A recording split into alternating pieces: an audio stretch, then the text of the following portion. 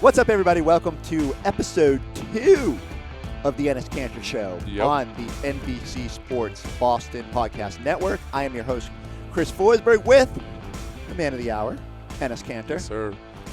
Did you listen to episode 1? I did. You did? I did, yes. It was amazing. I loved it. I loved it myself. All right. I always feel weird listening back to myself. Oh, really? But like it's like watching game film, though. You have to learn how to. That's right. You know what? That's true. Wow, So, I didn't think about that. So sometimes people will catch me like at my laptop at games, and I'm watching like a TV segment I did, Right. and they're all like, "Look at this narcissist," you know? Oh, like, no. and I'm like, no, I just want to I want to learn from. Oh, these yeah, experiences. for sure. It's also episode 1 was liked by The Situation. Yes, Which, my friend. If we accomplish nothing else in this podcast endeavor, Yeah, you know what? Maybe I'm gonna try to get his number and call him. oh my God, Maybe we can FaceTime him and he can just give us some, some stories about the Jersey Shore. JWoww and all that people.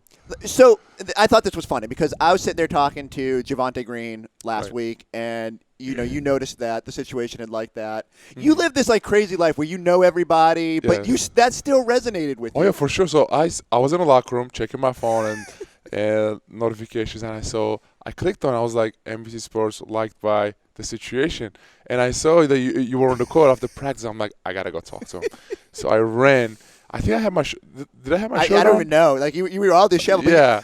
But you could tell because Javonte was giving me an answer about a question, and he just stopped. And he's like looking at you. Yes, and, what's up? And then I kind of tried to explain what was happening, and Yeah. Javonte's so young. Well, I guess he's not as young as people think, but he's still young. Right. He didn't get it, and I said, "You don't I understand." was so hyped. I was like, The Situation liked our video. That's awesome. It's just the start. Wait till you see the whole There you world go. I'm going to open to you with this Nice. podcast I love endeavor.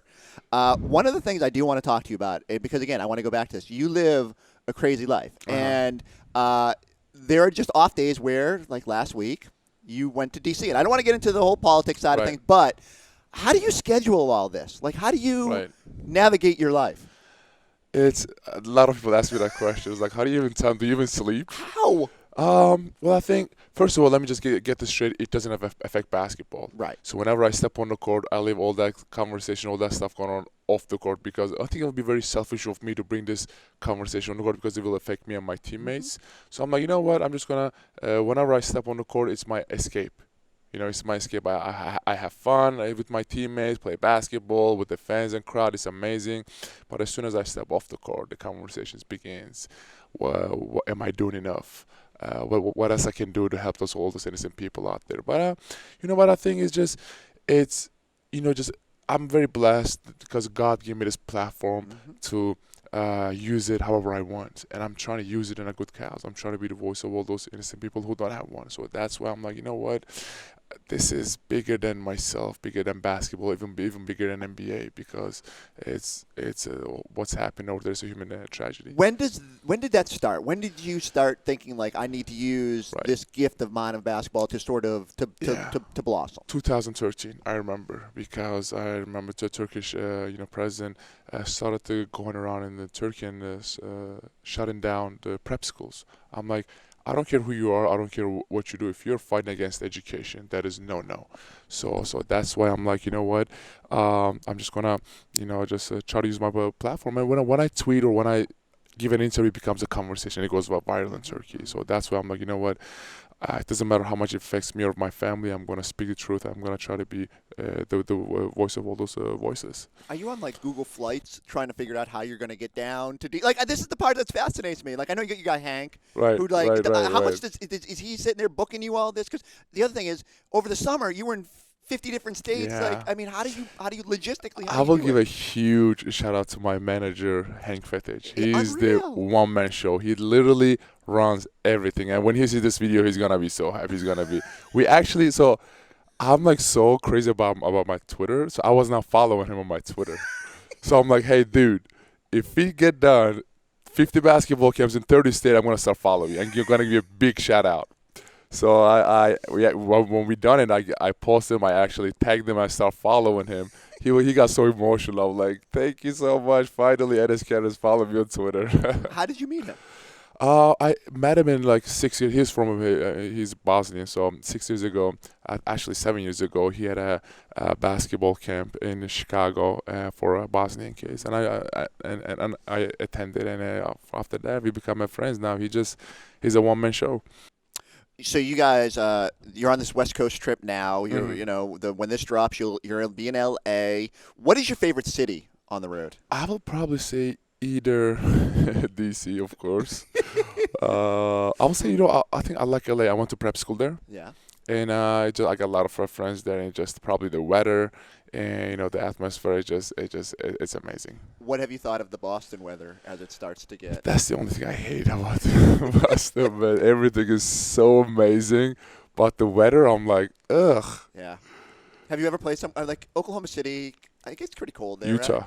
Oh right. Oh Lord, Utah was snowing so hard, man. It just. I remember one time, me and my friend was driving, and we were going down the hill, and it was like snowing crazy, and he just said, I just lost control. Oh no! I swear, I lost control. So we're going down, and he just take the hands out of the wheel, and then he was like, we're just sliding, and then we slide like at least like 10 seconds, and we hit the car. Oh my God! Oh yeah, we hit the car, and then we got out of the car, and then we had to walk back home for like 15 minutes. Cold, and I have a game the next day. I remember, I think I got like 2 or 4 points the next game because I was dead tired.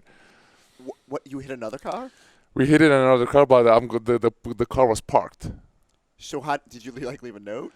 Or do you have to call the police? I think. Did you run? No, we didn't run because our car just stuck there. We couldn't just hit and run. It's his car. You're not at fault. But so we stuck there. I think the guy came and was like, he understands it. I'm like, right. Okay, so okay. Well, also if he comes around the corner and he's got a 7-footer staring at him, I don't. He's not doing anything for sure. He better not do anything. How have you been able to explore much of Boston? Like, what are your impressions? Yes, I think one thing I love about Boston is it's a very educational, very influential town. People. I mean, whichever city I play for, people like used to run at me and say, "Oh yeah, good game last night, good double, good this, good that." But now people coming up me and I'm like saying, "Hey, I read your op-ed last night. It was amazing." And they're like, what you're doing is so brave, and keep doing what you're doing. I'm like, wow, they don't talk about basketball, just they're talking about what's going on off the court too. And then that really, it touched my heart for sure. And I read an article about the food here. That even before you started playing here, you were the best food. Really? Oh yeah, me and Steven Adams. So every place we go to, I get this just because I'm Muslim. So I get this halal food. So every city I go to, my team was ordering halal food to the locker room, and then this was like 4 years ago. Mm-hmm. And then when we came to Boston, my OKC ordered food to the locker room. I'm like, this food is the best food I've ever tasted. Yes. Can you give the place a shout out? Like, where is it? I can't remember the place, well, I have actually a really good Turkish restaurant here. Oh, really? It's called Cafe de Boston. Okay. It's very clean, very high class, and I loved it. I actually took Tacko there, and we had a cheat day. He loved it. And your cheat days became legendary this offseason because you started putting them on Twitter. Did you really eat all those burgers and? Almost yes. But the best one I had was an IHOP. Because I just love IHOP, man. I know you can judge me however you want. They're actually the new sponsor on our program, so no, not yet. I'm going to try and make that happen though. Okay, hey IHOP, please. What do you get at IHOP? Oh, just pancakes, straight pancakes. I get this chocolate chip pancakes, and I actually put there's the different kind of syrup, right? Syrup. Okay. Syrup. I put all of it. Oh my God! I swear, I put all of it. That can't be good. You know what? Because I eat so clean during the season. Well, I cheat sometimes, but so clean. Do you cheat during the season? Sometimes. All right. So there was this. I remember when I was playing with the Knicks. We went to the road trip for like 2 weeks, and I was feeling under the weather. I was feeling a little cold, and then I came back to New York. I'm like, it's a 2-week road trip. I gotta cheat a little bit, and then I had this 7 cheeseburger, and then I got sick. Not because of the burgers, because of the because of the long travel. trip. Yeah, of course. The next day I couldn't play, of course, and then you know how tough the New York media is. They smashed me. Enes Kanter burgers. I swear. So the next 3-4 interview, the only question I get, burgers. How was it? Was it worth it? Why did you do that? I'm like, dude, I was just feeling sick. That's why it was not because of the burgers. So I don't know if they do it anymore, but the Celtics used to when they go from Golden State to Sacramento, stop at In-N-Out Burger. Oh, really? Yeah. Oh, I didn't hear. Do you like In-N-Out Burger? I would love to. I don't think I ever tasted In-N-Out Burger. Ooh. I swear, I don't think I ever tasted In-N-Out Burger. So if by the time people listen to this, if you missed the Phoenix game or the Sacramento game, it's because of the In-N-Out Burger. We will know. It is not the knee. Right. It is not anything. It is you had too many In-N-Out burgers. All right, let's talk a little bit about basketball. Really good start to the season for you guys. Kemba, like one of the stats that blew my mind is Kemba had never had a winning streak longer than 7 games in his career. Oh yeah, wow. And so you guys already trumped that early in the season. How much do you think it means to him to be playing to a winner? Because I know it meant a lot to you, obviously, going through what you did in New York. Oh, and then, for sure. Like, how much does it matter to a player? People don't know how blessing it is. Because I played in really good teams and I played in terrible teams. I remember, I'm not going to give any team name, but people probably know or know this already. But in a whole month of February, we only got 1 win. The whole month, we only got 1 win. You know how frustrating it is? I can't imagine. Oh my God, you have no idea. And just the worst part of it, you get used to. You get used to it. Oh, just another loss. Next one. No, it's not. You know, I was going nuts. I was going crazy. I'm like, this is not acceptable. We have to go out there and win. So there's a famous story is that Jay Crowder, when he got traded here, the Celtics were sort of in that transition period about what was going to happen. He actually went to Brad and like shook him down and was like, "What are we doing? Are we tanking for picks? Or are we winning?" And then they traded for Isaiah that year, and everything sort of started to take off. Right. But Brad was very like, "No, we're not. We're about nothing but winning here because that's sort of the expectation." That's what the Ainge told me. He's like, "Hey, whatever happens, we're not gonna tank. We're gonna go out there and win every game." I'm like, "Okay, I'm coming." Let's transition to Gordon Hayward. Right. Injury, unfortunate. He was you know, I give you credit. You were the one who said before the season he is going to be an all-star. Exactly. We kind of mocked it. We said, "Oh, he's just hyping up a teammate." No, he's legitimately Utah Gordon. I know Gordon. When he was first getting the league, because he was my teammate with Utah Jazz. I know his mentality. I know how working guy he was, and he just wanted to go out there and prove all the haters wrong. You know, I'm not saying you're a hater, but because I saw him here, just stayed here, worked on his game whole season. Because I mean, talent is that it was all about confidence. Now I remember when he broke his hand, I was in the locker room because I was not playing. He came to the locker room. He was just looking so down because I'm like, man, this is so bad. And we got the same agent too. And I talked to the agent. It's like he was just really frustrated. Yeah. Like I can't even imagine where and so I feel bad because I think I've told you this. We've talked to him, and for 25 months it's always, "How's your ankle? How's your ankle? How's your health? How's your health?" He's finally getting outside that woods, and now we're gonna be like, "How's your hand? How's your hand?" I'll say he's a warrior, man. Yeah. I think he's gonna come back even stronger. But I'm just glad it's not his right hand. It's just his left hand. Marcus Smart, man. Has he defended you in practice at all? He defended me in a game when we were playing against him. Man, I hated that guy. When we played against Boston Celtics, my first thing comes to my mind, I know he was gonna give 100%. And I couldn't play post up because every time I hit, he was like a rock solid, And then like you see the last 4 or 5 games, he's guarding big mans, like 5 mans. It just every time he's on the court, man, I have so much confidence playing the game because he loves basketball. He just wants to go. He's the type of guy that he doesn't care about his stats. Right. He doesn't care about what he did. He only cares about his winning. And is just going out there and fight. How does he defend 5 so well, though? He gives up, Porzingis last week. He was giving up a foot. Right. I will say it's all about heart. Yeah. It's all about the heart, you know.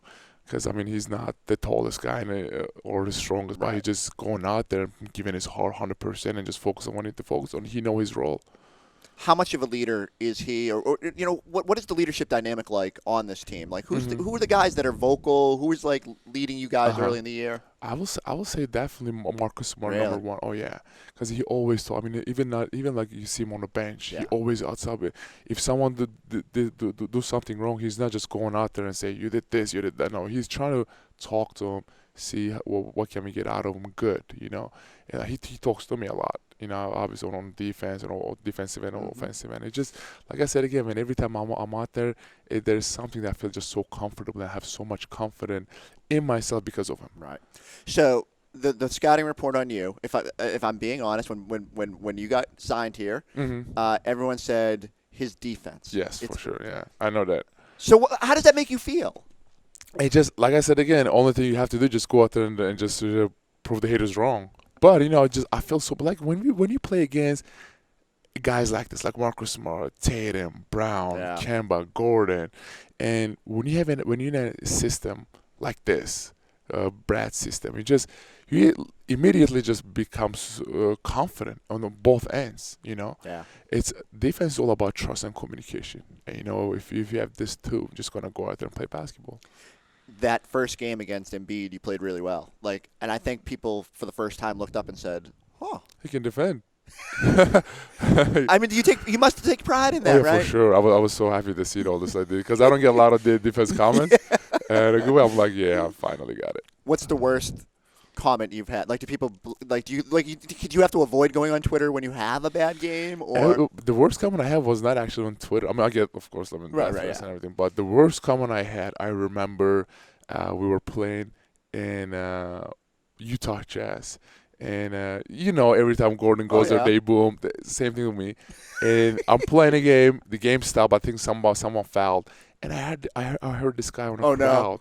He's like, when Trump got elected, he's gonna kick you out of the country. I'm like, oh no, this is so crazy. You cannot say that. You cannot say that. This is like too much. Well, that was probably the worst comment I ever got. People in Boston have been nice. So nice, God. It's like, but when we play against you, when we play against the Boston Celtics, the first thing coach was saying, "Hey, don't let the fans get into your head. Focus on what you need to focus on, and we'll get out of here." Can fans get in opposing players' heads? Sometimes. Oh yeah, for sure.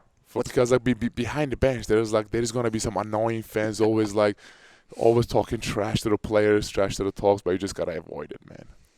I don't know if I could. I would be bad. One, I'm deaf, so I just can't hear when people yell at me, so that's a good thing. Yeah. But I don't know. I feel like I could get really riled up. It's a good thing you have security back there. Oh yeah, for sure. To knock them down. I want to talk to you quickly about Tacko. Did you hear the story? And I know we might try to get Tacko on the line. Yes. And I can't wait for that. But so Tacko, he was here practicing last week with the Red Claws. He was talking about adjusting to Maine. And he said people up there are almost too nice. Okay. He had a lady who just came to take a picture and just sat on his lap. What? I didn't know that. Yeah. I mean, I said this in the first episode, man. He's not a superstar. He's a rock star. Unbelievable. Right? Is he ready for that? He is. I think so. I mean, obviously, he always gets a lot of love from in the college, but the NBA is, of course, different. Right. But I think, the Red Claws' rating might be higher than the Celtics because of Tacko. Selfishly, as we broadcast their games, we're all for it. But it's gonna be fascinating. I am endlessly fascinated by the way Taco Mania has taken over. You know what? I think we should call him, see what he's doing. Let's do it. Yeah, let's see if he's gonna answer. He better answer me. You told him we were calling. He's a rookie, so he better answer me. I'm making Brian suicide. He's got practice coming up. He's better be ready. No, he's gonna answer. I texted him last night. So you better answer me. Okay. All right. While we wait, he's gonna call me back. That's perfect. Well, hold on. Let me call you right back. He said, "Let me call you right back." All right. I'm gonna show you one thing. Okay. About Tacko. So every time me and Tacko talks, I take a screenshot. I swear. Look. That's the one. That's the first picture. He looks very dapper there. That's the second picture. Hold on. I got more. Every time we talk to him. That's the third picture. He's always smiling. Always smiling. That's the fourth picture. So when you take because I learned this from my kids, when you take a screenshot, that's the fifth picture. Every time I took a screenshot. He's a good dude.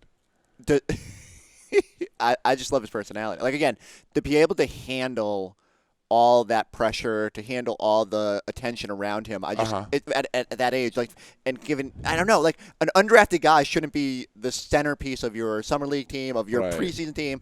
I marvel at how he's handled it all. Oh yeah, I mean he's happy that he's here. You know, he's a good personality. People loves him, and he's people's man. What's one wild thing people don't know about Tacko yet? I'm trying to think. He eats a lot. I mean, I bet people can guess that, obviously. But no. But that, I mean, so what? He actually speaks like 4 or 5 languages. Really? Yeah. Like he talks to me in English. He talks to his family, and I think in Senegalese or something. He talked to Vincent in French. All right, Tacko's calling. Here we go. Tacko! Hold on, wait. Before you talk, let me take a screenshot. All right. I got you. So, okay, we are here. Tacko, what's up? Chris Forsberg, hey NBC Sports Boston. What's going on? I got my camera crew all around here for our podcast. Hey, everybody. Welcome to the Enes Kanter Show.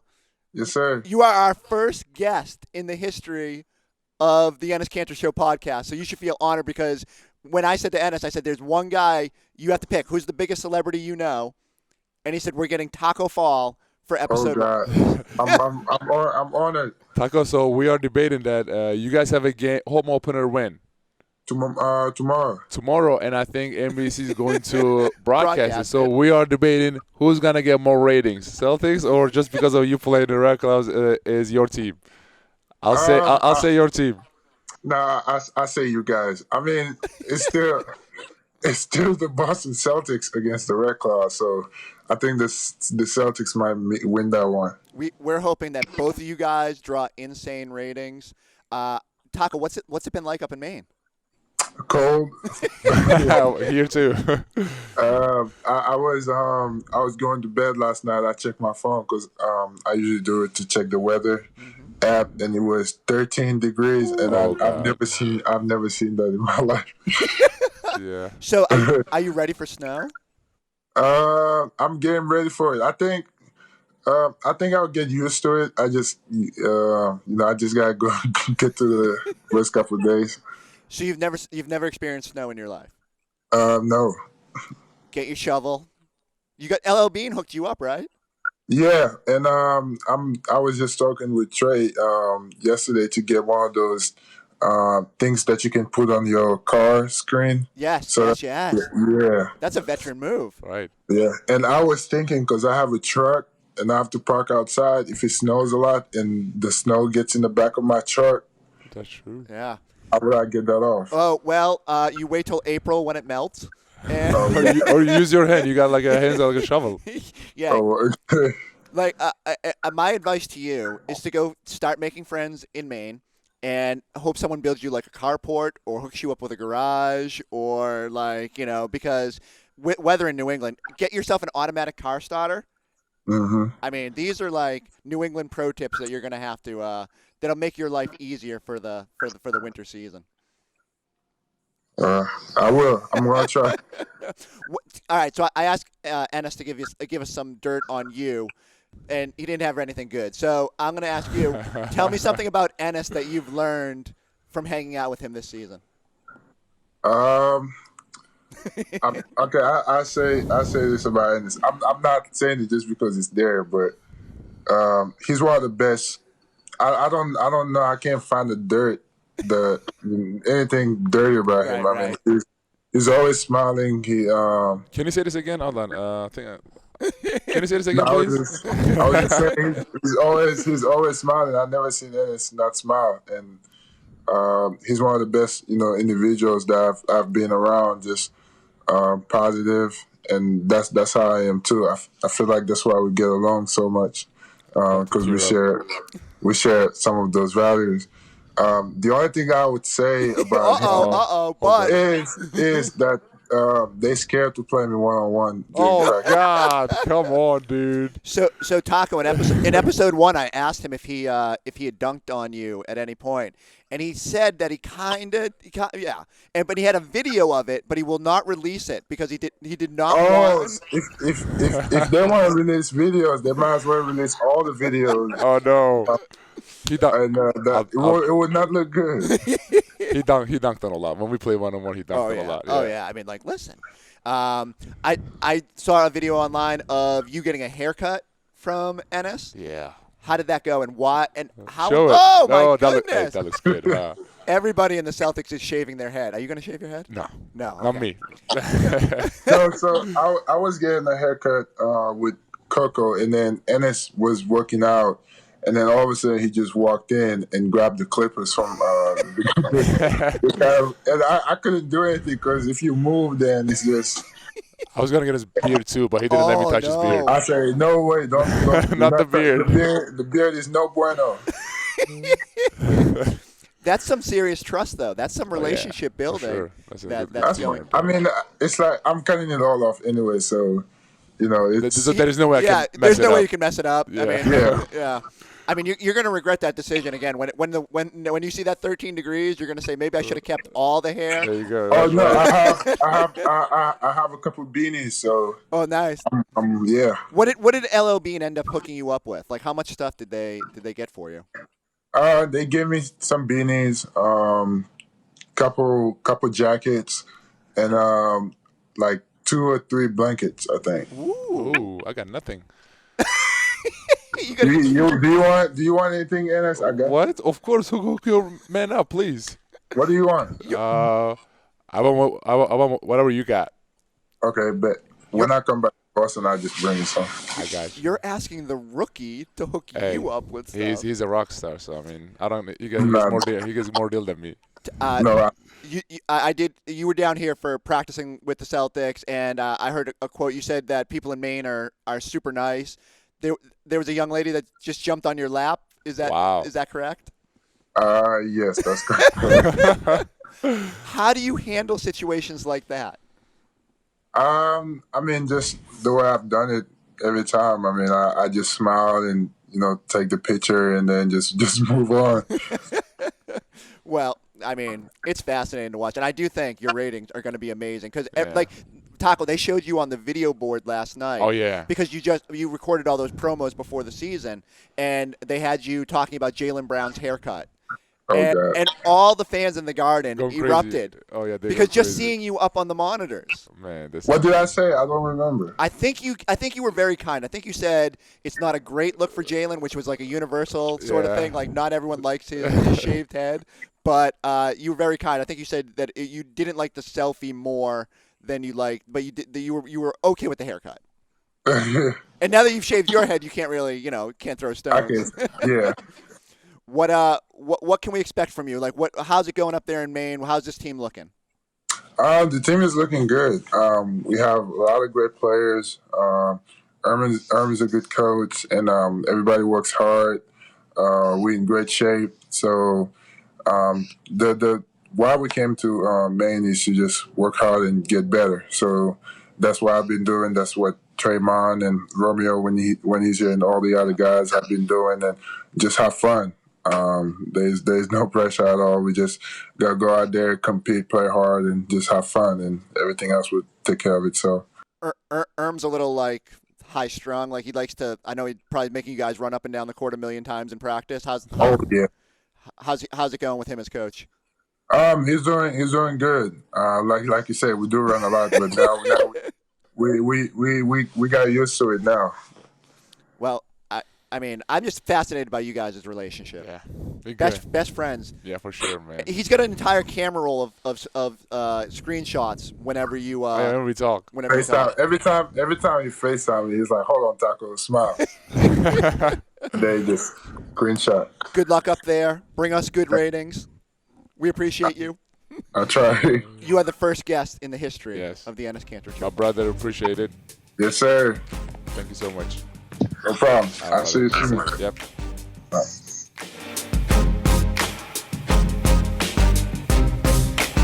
Hello, everyone. It's Kyle Draper of NBC Sports Boston. I hope you're enjoying this podcast. We are your headquarters for all your local podcasts. In addition to this one, we also have the Celtics Talk podcast. I'm joined by A. Sherrod Blakely and Chris Forsberg each and every week as we discuss the current state of the Boston Celtics. We expect it to be a great season, and of course, it's a great podcast that you must listen to each and every week. We have special guests throughout the season, plus we look ahead at the upcoming week for the Celtics. So make sure you check out the Celtics Talk podcast on all your favorite podcasting apps.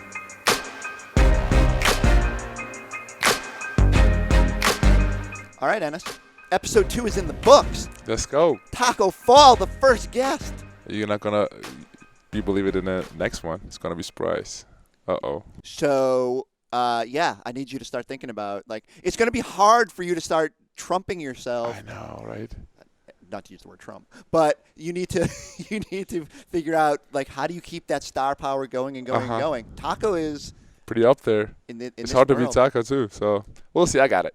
I trust you. I trust you with that. I want to thank everybody for watching and listening. I hope you go subscribe. Give us that 5-star review. Please 5-star. Come on now. I mean, we're giving the people entertainment. Yeah. We're giving people taco. Yeah. We'll be back with episode 3 next week. Thank you all for tuning in.